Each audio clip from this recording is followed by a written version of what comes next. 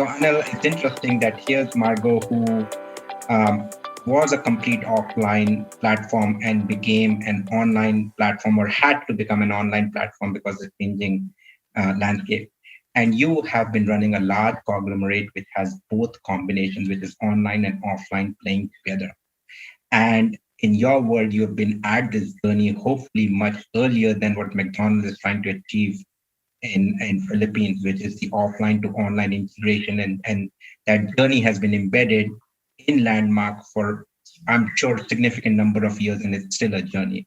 Love to understand, how do you ensure this consistent experience in both this online to offline and the multiple formats, multiple brands?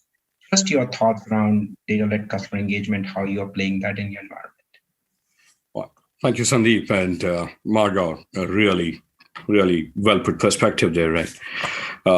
I'll try and crystallize some thoughts, go a little into what actually worked for us in quantitative terms. Right.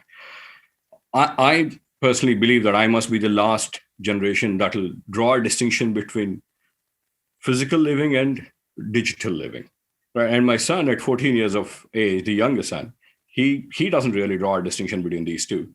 Right? And there are possibly people in between that are kind of trying to figure out what is digital, what is physical, but it's a seamless movement. So, and hence, how do we make an experience? And all of these are my customers, right? None of them are out of my customer scope. We sell to babies, we sell to babies, obviously, in the form of attraction and getting them engaged. The money comes from somewhere else. But we're obviously selling to across a segment.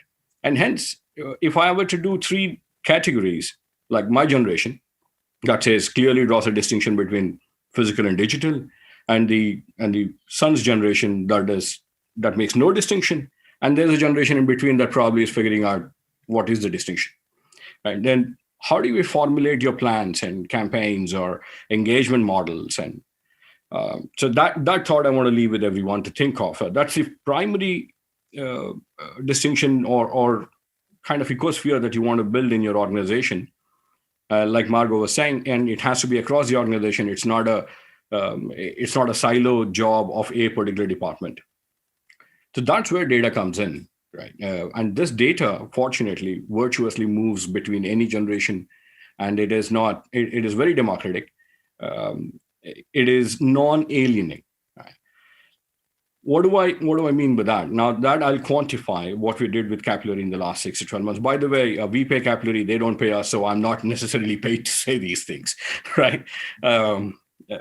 So we did this new business that we've started in Southeast Asia with Landmark Group about 3 odd years ago, really. In the last 9 months since we engaged with Capillary, we have two concepts. One is a baby concept here, one is a all family concept.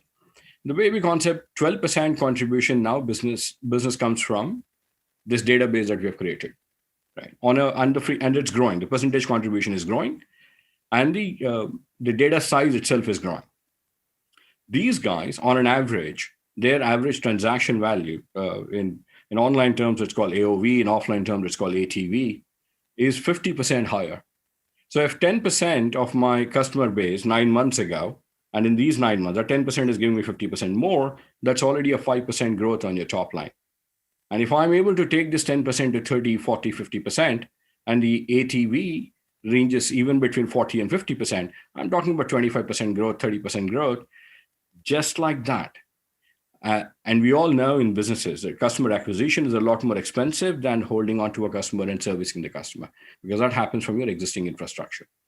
So I'm trying to cover a little bit of the scope so that we put in perspective that customer experience is not exactly, the experience is not the same for all these category of people, but the vein or the delivery model, or in some ways, like I think Richard Dawkins says, right? We are all basically hard-coded genetics, right? So the data becomes your genetics, and the experience and the way it manifests in these different categories of people. When I mean categories of people, basically different generations, right? That can be manifesting in many different ways. So our experience is that, I'll just put one last example there. In countries in GCC, some of the countries, more population has a loyalty membership at Landmark Group than they have passports. So it can become that level of engagement with your community, with your people, and and and if your people prefer your membership over having a passport in that country, that's it, right? You don't need to sell anymore. You don't sell; they buy, and that is enabled by the structure that Sandeep has shared, beautifully put together. Um, and of course, Anish is there to make it happen. And there's a lot more, of course, right?